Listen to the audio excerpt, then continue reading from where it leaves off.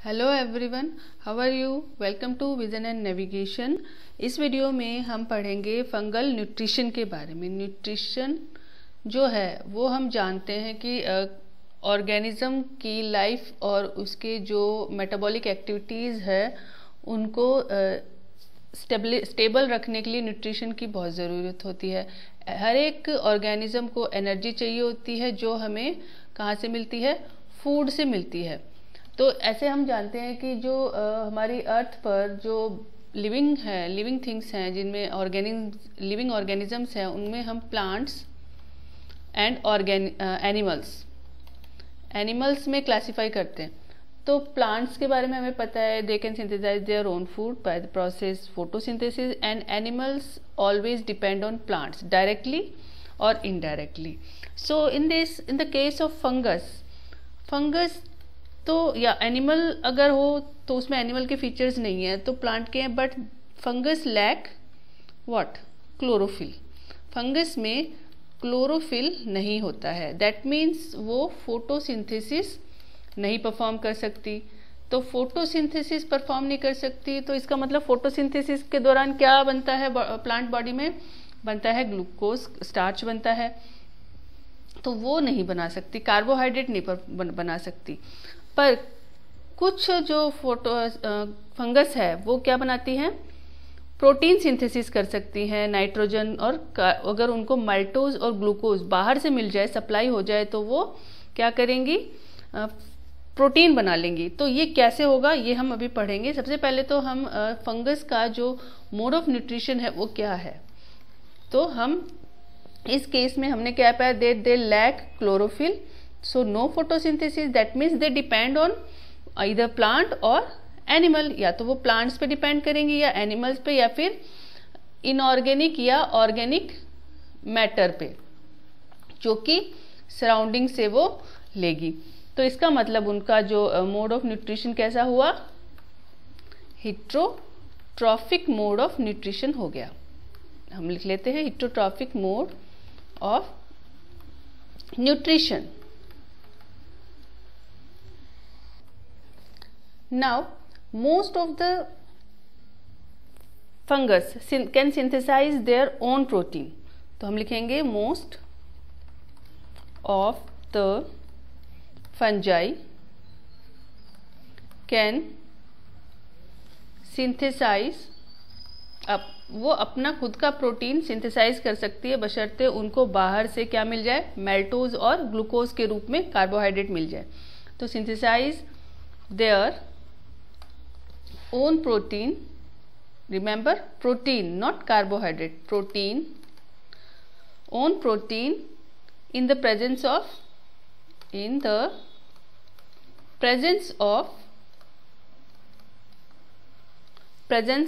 inorganic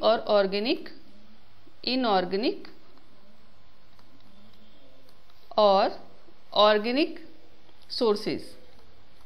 organic और inorganic matter उनको जब मिलता है, जैसे कि किस फॉर्म में मिल सकता है उनको, ये चीज़ उन्हें मिल सकती है नाइट्रोजन। अगर उनको नाइट्रोजन के कंपाउंड्स मिलते हैं आसपास तो फंगस क्या करेगी, और वहाँ से कोई भी ऑर्गेनिक या डेड इनऑर्गेनिक जो मटेरियल है उसमें से वो कार्बोहाइड्रेट का पोर्शन बाहर से सप्लाई कर सकेगी, और या कि कार्बोहाइड्रेट उनको सप्लाई हो जाए और फिर वो प्रोटीन बना लेगी। ठीक है, प्रोटीन सिंथेसिस कर लेगी। कार्बोहाइड्रेट किस फॉर्म में क्या क्या मिल सकता है उनको इजीली, वो डायरेक्ट कार्बोहाइड्रेट नहीं एब्जॉर्ब कर सकती, तो वो क्या लेंगी, मेल्टोज के रूप में लेंगी, या फिर ग्लूकोज के रूप में। अब हम इसको देखते हैं कि हम नॉर्मली क्या देखते हैं, फंगस हमें कहाँ मिलती है, या तो किसी ट्री की बार्क पे, ठीक है, डेड और ऑर्गेनिजम्स पे जिसमें डेड प्लांट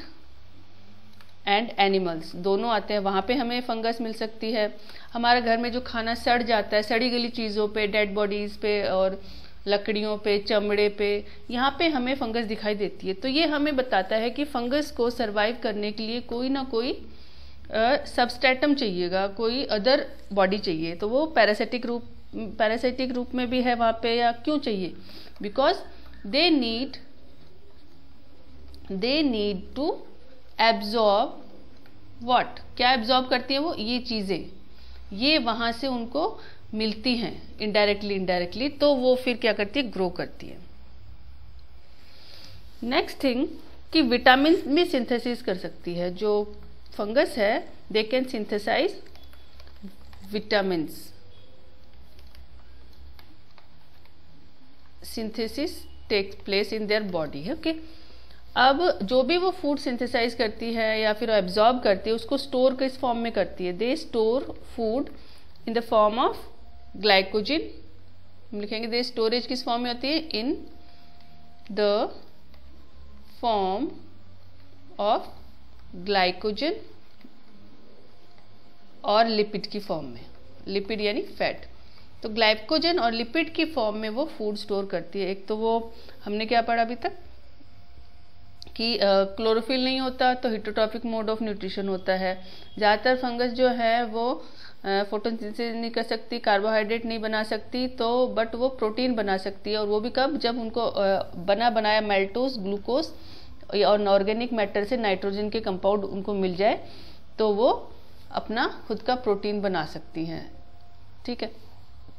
नेक्स्ट थिंग कि इन्वायरमेंट में से जो फंजाई है ये क्या करती है, इन्वायरमेंट से डायरेक्ट एब्जॉर्प्शन करती है, डायरेक्ट एब्जॉर्प्शन ऑफ न्यूट्रिएंट्स। कहाँ से करती है, फ्रॉम इन्वायरमेंट।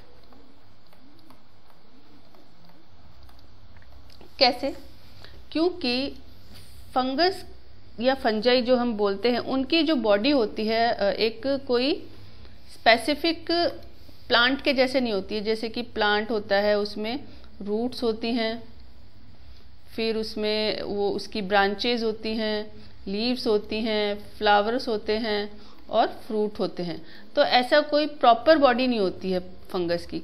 उनकी बॉडी कैसी होती है, थैलस के रूप में होती है। जैसे कि थैलस, हम उनके फंगस की बॉडी को क्या कहते हैं, थैलस कहते हैं। वो किससे बनती है, थैलस बनती है माइसीलियम से, जो हमने पहले वाले वीडियो में बताया हुआ है, माइसीलियम से। और माइसीलियम किससे बनती है, हाइफा से। यानी स्मॉलेस्ट यूनिट कौन सी हुई, हाइफे।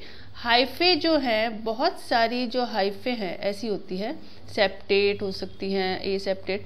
तो ये जो हाइफे हैं, बहुत सारी हाइफे आपस में मिलकर एक उलझा हुआ वूवन या बुना हुआ सा स्ट्रक्चर बनाएगी। और बहुत सारी माइसीलियम आपस में जुड़कर क्या बनाती है, थैलस बनाती है। तो इसलिए हाइफे का यहाँ पे एब्जॉर्प्शन में पूरी की पूरी थैलस नहीं, डायरेक्टली प्लांट फंजाई की जो बॉडी है पार्ट्स हैं नहीं होते हैं। फंजाई की बॉडी को क्या कहते हैं, थैलस कहते हैं। तो एब्जॉर्प्शन कौन से ऑर्गन से होगा वहाँ पे, हाइफे से। हाइफे इज यूज्ड फॉर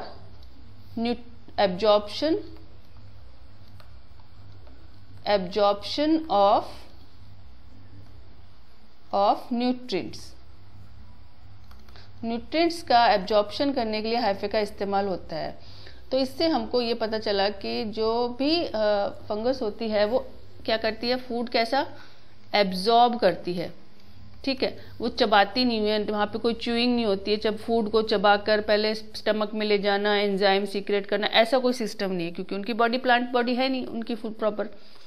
तो क्या करती है, फूड मॉलिक्यूल जो होता है, इसके लिए क्या होना चाहिए, फूड मॉलिक्यूल को सेल वॉल वो होती है, उसमें मेम्ब्रेन होती है, अंदर फूड मॉलिक्यूल ऐसा होना चाहिए जो फंगस की सेल वॉल से और मेम्ब्रेन से इजीली पास हो जाए। तो कैसा होना चाहिए फिर वो होना चाहिए small in size. Food molecule उनके लिए वो है कि food molecule should be in simpler form, मतलब कॉम्प्लेक्स फूड नहीं होना चाहिए, सिंपलर फॉर्म में होना चाहिए। जो जैसे कि सिंपलर फॉर्म कौन सी है, एक तो मेल्टोज है, ग्लूकोज है, पॉलीसेक्राइड नहीं होना चाहिए, ग्लूकोज है। तो ये जो फॉर्म है वो इजीली एब्जॉर्ब होगी और फिर अंदर जाके प्रोटीन, कॉम्प्लेक्स प्रोटीन वो बना सकती हैं। जैसे सिंपल शुगर होना चाहिए, ठीक है। फूड मॉलिक्यूल्स को सेल वॉल और सेल मेम्ब्रेन के अंदर से पास होना होता है, तो इसलिए फूड मॉलिक्यूल की साइज को छोटा होना जरूरी है, जैसे कि सिंपल शुगर। इसमें सेलुलोज, स्टार्च, प्रोटीन जैसे बड़े पॉलीमर अगर हो तो, और प्रोटीन। अगर मान लो कोई फंगस किसी ऐसे ऑर्गेनिज्म या फिर नॉन लिविंग बॉडी पर, जिसमें डेड वुड हो सकती है, पुराना दरवाज़ा हो सकता है, लेदर पीस हो सकता है, पुराना मरा हुआ एनिमल हो सकता है, तो उसके ऊपर है तो उसकी बॉडी में तो स्टार्च भी होगा, वहाँ पे तो प्रोटीन भी होता है, सेलुलोज भी हो सकता है। तो ऐसे ये क्या है, ये क्या है, कॉम्प्लेक्स पॉलीमर्स हैं, कॉम्प्लेक्स पॉलीमर्स हैं। तो जब ये कॉम्प्लेक्स पॉलीमर्स होते हैं तो ऐसे चीज़ों को, मान लो एक फंगस है, वो किसी लकड़ी के दरवाजे पे फंगस लग गई, या जूतों में, या बुक्स में, या ब्रेड के टुकड़े पे, रोटी पे, सड़े हुए खाने में जो फंगस लग जाती है, तो वो वहाँ पे क्यों लगी? वो वहाँ पे इसलिए लगी कि वो वहाँ से फूड एब्जॉर्ब करेगी, पर कैसे करेगी? वो तो कॉम्प्लेक्स पॉलीमर है। तो इस केस में क्या करेंगी, वो एब्जॉर्ब तो करेगी। कॉम्प्लेक्स पॉलीमर को एब्जॉर्ब करने के लिए वो पहले सिंपल पॉलीमर यानी मोनोमर में कन्वर्ट करेगी। तो सिंपल फूड में डाइजेस्ट करेगी। किसके लिए? स्पेशल एंजाइम सीक्रेट करती है हाइफे, जिससे जो ये कॉम्प्लेक्स पॉलीमर्स होते हैं ये डिज़ोल्व हो जाते हैं। डिज़ोल्व होने के बाद वो इजीली एब्जॉर्ब कर लिए जाते हैं। मतलब सेलुलोज, स्टार्च और प्रोटीन जैसे बड़े पॉलीमर्स या मॉलिक्यूल्स जो कि एब्जॉर्ब नहीं किए जा सकते हाइफे के द्वारा। हाइफे जो है वो सिंगल लेयर होती है और खाली सिंपल फूड ही एब्जॉर्ब कर सकती है, तो उनके द्वारा अगर वो एब्जॉर्ब नहीं किए जाते हैं तो क्या किएगी? हाइफे जो है उनको बाहर ही ब्रेक डाउन करेगी। इनका क्या करा जाएगा? ब्रेक डाउन किया जाएगा। ब्रेक डाउन किसमें? सिंपल शुगर्स में। और वहां से फिर एब्जॉर्ब करके सिंपल मॉलिक्यूल या सिंपल शुगर बोल सकते हैं हम, बदल कर फिर एब्जॉर्ब करा जाएगा। अब फंगस जो है अपना भोजन प्राप्त करने के लिए दो तीन तरीके की से अपना भोजन प्राप्त करती है। ऐसा नहीं है कि फंगस ने अपना मुंह खोला और कोई मतलब एक ही तरीके से डेड ऑर्गेनिज्म पे ही, क्योंकि लिविंग फंगस आपने देखे, मशरूम्स देखे हैं, वो लिविंग प्लांट पे भी लग जाते हैं। या आपने देखा है कि कुछ बीमारियां हैं ह्यूमन बींग्स में या एनिमल्स में, तो वो बीमारियां किससे होती हैं? फंगस से होती हैं। एनिमल की बॉडी में भी फंगस पाया जा सकता है, लिविंग एनिमल जो है उसकी बॉडी में भी, ठीक है। और डेड पे भी फंगस पाई जाती है, डेड ऑर्गेनिज्म हो या फिर dead organic matter. Dead organic matter पे भी फंगस हमको पाई जाती है। तो इसका मतलब फंगस लिविंग भी पे भी रह सकती है और डेड पे भी रह सकती है। तो क्यों रहती है? फूड के लिए रहती है। तो we can say that fungus obtain food. कैसे प्राप्त करेगी? तो हम उसको उसकी कैटेगरी बना सकते हैं। Fungi obtain their food by parasitic mode. एक तो वो पैरासिटिक मोड से अपना फूड ऑब्टेन करती है, पैरासिटिक मोड। दूसरा सेप्रोट्रॉफिक मोड। ये सारे हमने नॉर्मल न्यूट्रिशन जब पढ़ा है ऑर्गेनिज्म में, उनसे ही ये वर्ड निकल के आए हैं। सेप्रो हम जानते हैं इनका मीनिंग, सेप्रोट्रॉफिक मोड, ठीक है। और फिर है ये जो है ऑर्गेनिज्म जो है ये सेप्रोट्रॉफिक भी हो सकती हैं और पैरासिटिक भी इनका होता है। तो पैरासिटिक मोड में और सेप्रोट्रॉफिक मोड में, parasitic mode means they live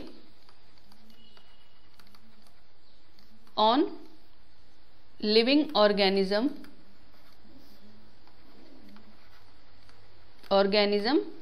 without killing that one. उसको बिना मारे उसकी बॉडी में रहना। जैसे कि हमने देखे ना अमर बेल के बारे में हमने पढ़ा था, तो वो भी क्या करती है? जीवित पेड़ों पे रहती है। हमारी बॉडी में कई बार आपने देखा है ना कि सर में जुएं हो जाती है, तो वो भी पैरासाइट है हमारी बॉडी पर। जुएं पड़ने से हम कोई मरता तो नहीं है ना, क्योंकि बस वो वहाँ से फूड लेती है। पेट में बच्चों के कीड़े पड़ जाते, बच्चों के पेट में कीड़े पड़ जाते हैं, तो वो क्या करते हैं? वो खाली वहाँ से अपना फूड लेते रहते हैं, पर बच्चा धीरे धीरे कमज़ोर होगा, बट एकदम से डेड नहीं हो सकती। तो ऐसे ऑर्गेनिजम्स को क्या कहते हैं? पैरासाइट कहते हैं। तो पैरासिटिक फंगस भी पैरासिटिक रूप में रहती है। दूसरा सेप्रोट्रॉफिक का मतलब कि वो saprotrophic means they attack on dead organic matter. ठीक है, what will right they attack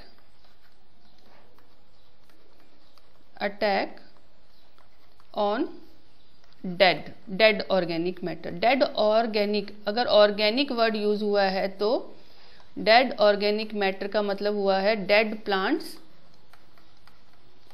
and animals. Organic matter जो है वो एनिमल में से ही निकलेगा।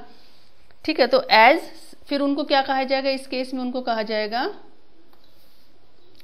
सैप्रोब्स। और यहां पे क्या करती है वो? क्या करती हैं? इन्फेक्ट करती हैं। दे इन्फेक्ट मतलब इन्फेक्शन कर देती हैं, इन्फेक्ट लिविंग ऑर्गेनिज्म, तब वो पैरासिटिक मोड होता है। कुछ फंगस ऐसी होती हैं जो सिर्फ डेड एंड डिके मैटर पर ही सरवाइव करती हैं। उन्हें किसी दूसरे लिविंग ऑर्गेनिज्म को इन्फेक्ट करने की क्षमता नहीं होती उनमें, और इसलिए they can not infect any other living organisms. Means they can not infect.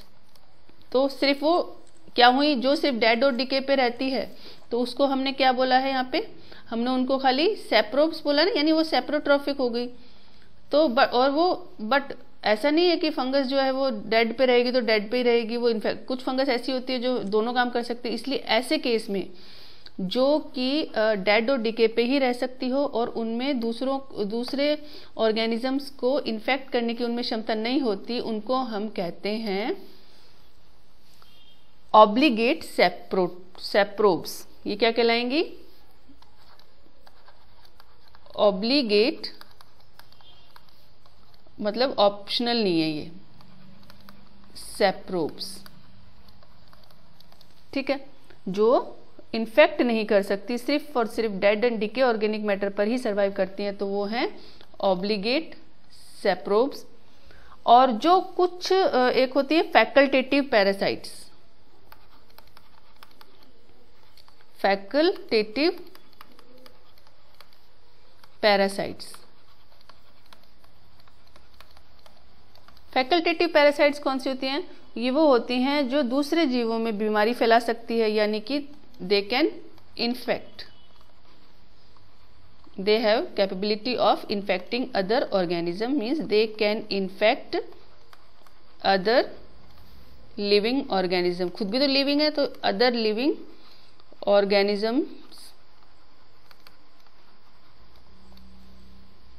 Means they can infect, और परिस्थितियों के अनुसार लिविंग या डेड किसी पर भी रह सकती है। And according to situation,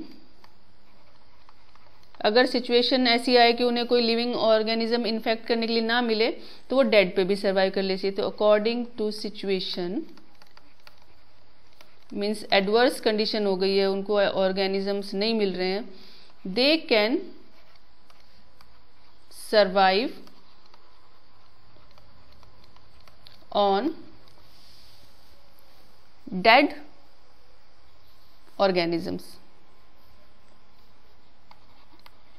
dead organic matter लिख सकते हैं हम।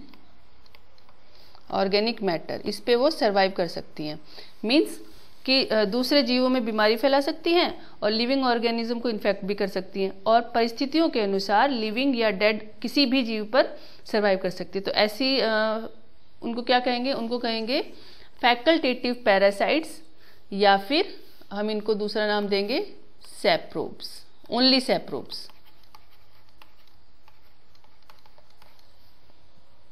फैकल्टेटिव सैप्रोब्स भी कह सकते हैं। ऑब्लिगेट पैरासाइट क्या हुए फिर? ये देखो यहाँ पे नाम नोटिस करना, ऑब्लिगेट सैप्रोब्स या फिर फैकल्टेटिव पैरासाइट। अब एक वर्ड एक है ऑब्लिगेट, मैं दूसरे पेज पे लिखती हूँ, ऑब्लिगेट पहले हमने ऑब्लिगेट सेप्रोब लिखा है, तो अब लिख रहे हैं हम ऑब्लिगेट पैरासाइट्स। यहाँ पे ऑब्लिगेट वर्ड वो होते हैं जो एक ही काम कर सक रहे हैं, और फैकल्टेटिव जो होंगे, फैकल्टेटिव किसी के आगे लिख रहे हो तो इसका मतलब उसके पास चॉइस होगी। तो ऑब्लिगेट पैरासाइट्स वो होते हैं जो लिविंग प्रोटोप्लाज्म की जरूरत होती है और वो डेड के ऊपर रह ही नहीं सकते, कैन नॉट लिव, सर्वाइव नहीं कर सकते, can not live except on living protoplasm. उन्हें लिविंग प्रोटोप्लाज्म चाहिए ही चाहिए, जीवित ऑर्गेनिज्म चाहिए। ये वो क्या कहलाएंगे? Obligate parasite protoplasm. अब सबस्ट्रेटम क्या होता है? अब इसमें न्यूट्रिट हमने देखा है, कोई भी और जो फंगस है वो उनके जो स्पोर बनते हैं, हमने देखे ना, स्पोर फॉर्मेशन होती है, ये स्पोरेंजियम है, इसमें बहुत सारे स्पोर होते हैं। फिर ये जो स्पोरेंजिया है ये क्या करती है, ये बर्स्ट हो जाती है, देखो यहाँ से बर्स्ट होगी है। तो इसके जो स्पोर्स हैं वो उड़ के बाहर इधर उधर जाते हैं। तो जब तक ये स्पोर्स हैं ये क्या करेंगे, हवा में रहेंगे, और इनको जब कोई अगर इनको रिप्रोड्यूस करना है या फिर ग्रोथ करना है तो इनको कोई ना कोई डेड या फिर लिविंग, जिंदा या फिर ऑर्गेनिक मैटर की ऑप्शन चाहिए। तो ये दोनों इनके लिए क्या साबित होंगे, ये दोनों चीजें जिन पर ये स्पोर्स बैठ जाएंगे जाके, उसे सबस्ट्रेटम कहेंगे। जैसे अभी आप देखिए, ये एक मशरूम है। अब मशरूम जो जमीन पर लगा हुआ है, ठीक है, मशरूम होता है, इसमें ये गिल्स भी होते हैं, इसमें मशरूम ऐसा होता है।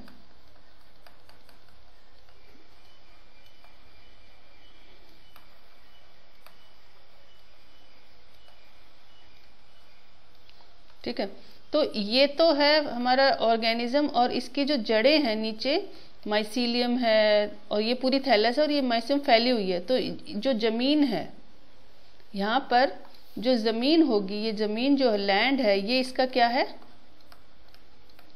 सबस्ट्रेटम है, ये सबस्ट्रेटम होता है।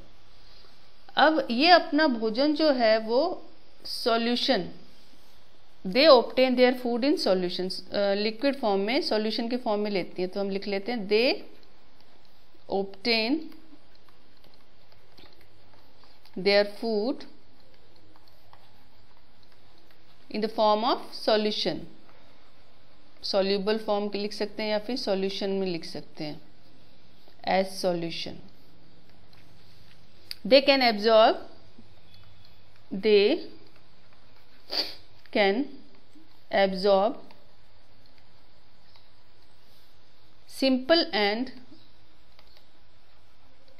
simple and dissolved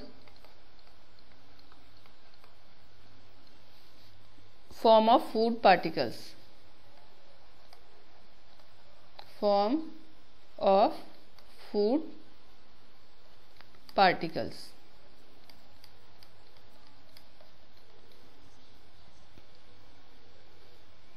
दूसरा,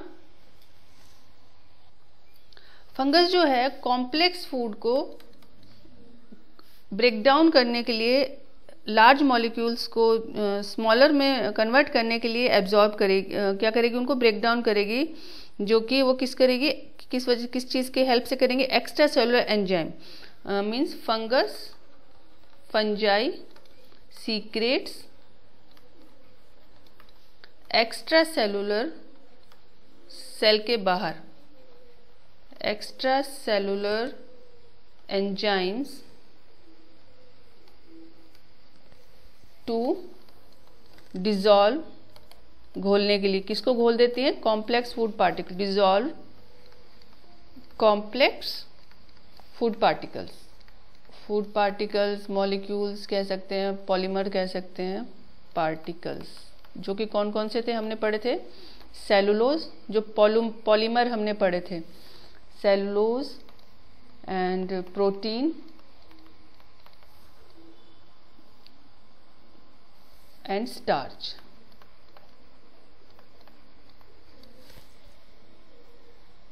फिर ही वो एब्जॉर्ब करती है। दूसरा, फंजाई जो है वो प्रिफर करती है एसिडिक मीडियम को। They prefer acid medium, acidic medium is necessary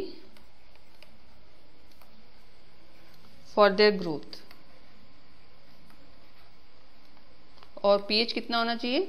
the pH of 6 चाहिए होता है, ऑप्टिमम है। Light is not required for growth of fungus, तो हम लिख सकेंगे light is not required for growth of fungi, light की जरूरत नहीं होती है।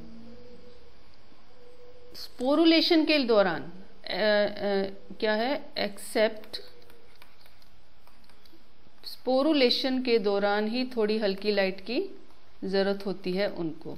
तो ये था सारा फंगल न्यूट्रिशन के बारे में मेरा सारा नोट्स। आप लोग को वीडियो कैसा लगा लाइक कीजिए, सब्सक्राइब नहीं किया तो सब्सक्राइब कीजिए। इसके बाद हम वीडियो डालेंगे, हम पढ़ेंगे रिप्रोडक्शन फंगस के अंदर। इससे पहले मैंने वीडियो डाला हुआ है और अभी भी हम इसको दूसरे तरीके से नोट्स के रूप में पढ़ेंगे। तो आप चैनल को सब्सक्राइब कीजिए for more updates. Thank you.